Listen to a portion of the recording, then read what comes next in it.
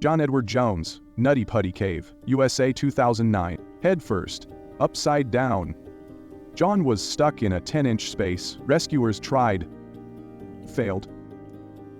His body collapsed under its own weight. His final words were for his unborn child. Gravity isn't your friend when you're upside down. Inverted blood flow causes organ failure in hours. Some caves echo. Others stay silent forever. Because the people inside never came back out. It was supposed to be a simple trip.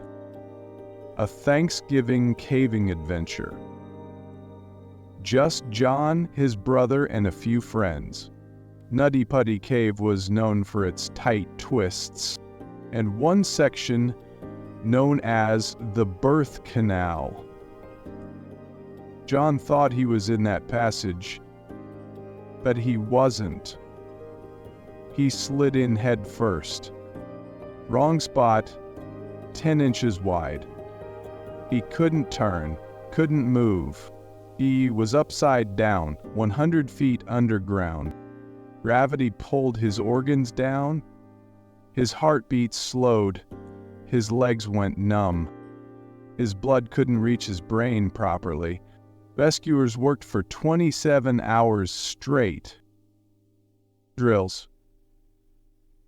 Pulleys. Anchors drilled into stone. At one point they almost had him.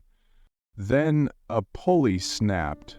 John was still conscious, still praying, still telling rescuers not to give up. But his body was failing. His heart couldn't pump upside down anymore.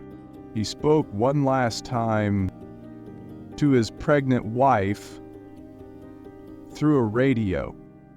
She told him they'd name the baby after him, and he cried. Then it was quiet. His body is still there. They sealed the cave. It became his tomb. Being stuck upside down isn't just uncomfortable, it's fatal. The heart must fight gravity to pump blood to the brain.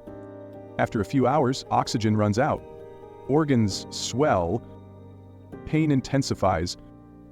Eventually, the brain shuts down. In John's case, it took 27 hours, and he stayed calm until the end.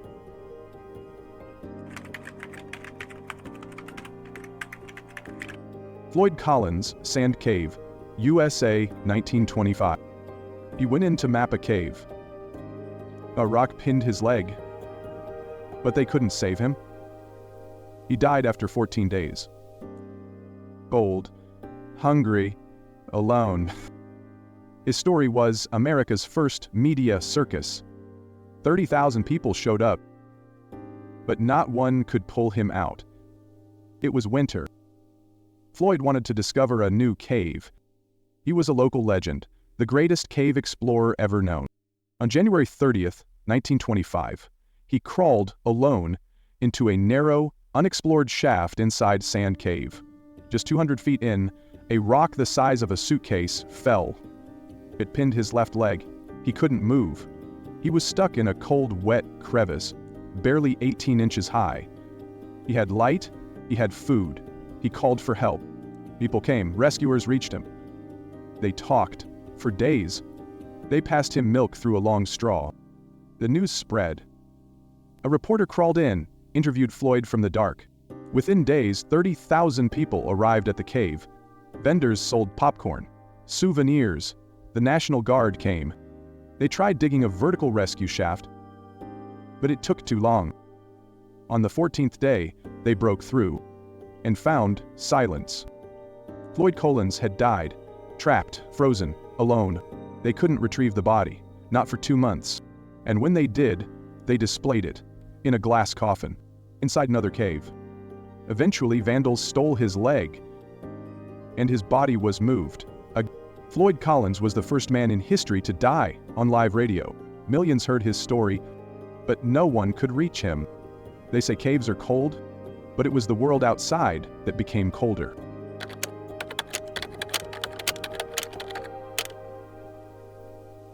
Neil Moss, Peak Cavern, UK, 1959. Neil went down a vertical shaft. His rope snapped. He got stuck inside a funnel-shaped hole. They tried, but air inside turned toxic.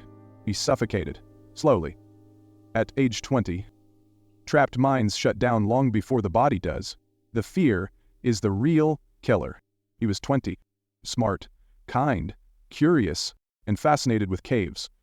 On March 22, 1959, Neil Moss went caving in Derbyshire, England. He and two others entered Peak Cavern, also known as the Devil's Arse. He lowered himself into a narrow shaft. The deeper he went, the tighter it became.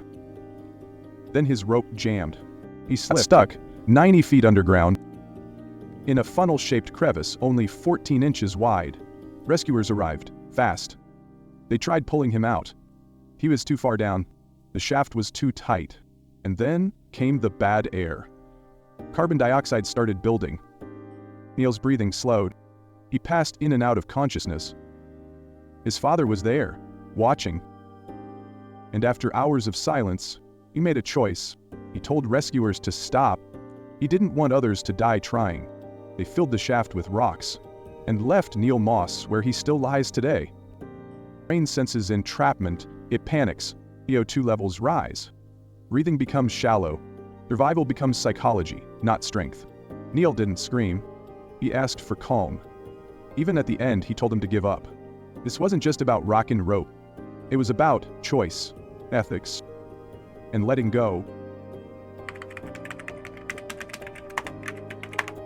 Thai soccer team rescue, Tham Luang Cave, Thailand 2018. 12 kids, 1 coach. Floods came fast. They were trapped 17 days.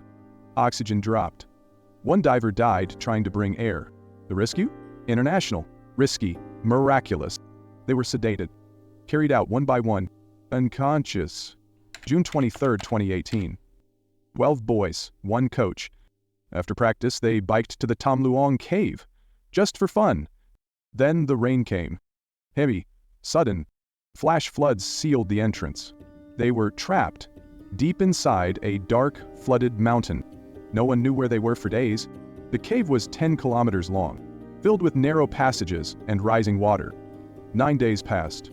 Then 2 British divers found them, alive, sitting in the dark, smiling. But getting them out would be harder than finding them. The boys couldn't swim. The cave was underwater. Passages were tight, some just 38 centimeters wide. A decision? Sedate the boys, put oxygen masks on them, and carry them unconscious through the cave. They rehearsed, they planned, they risked everything.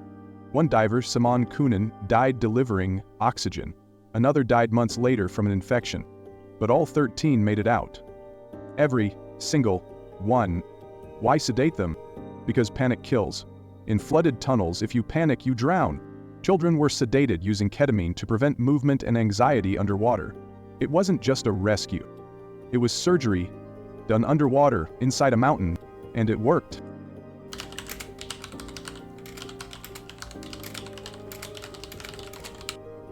These aren't just cave stories. They're survival lessons.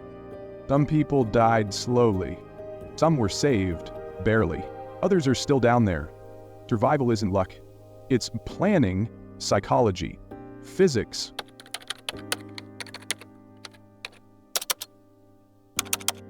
Subscribe for more stories that go deeper than fear.